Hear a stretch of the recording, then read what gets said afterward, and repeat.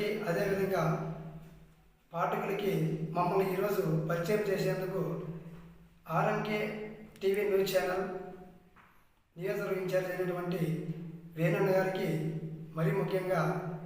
ధన్యవాదాలు తెలియజేసుకుంటున్నాం. కాబట్టి మేము ఈరోజు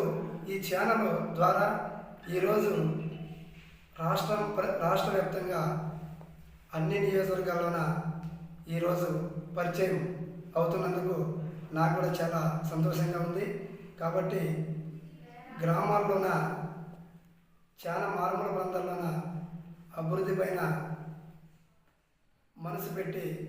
మన న్యూస్ ఛానల్ విలేకరులు ఆ గ్రామాల్లో జరుగుతున్నటువంటి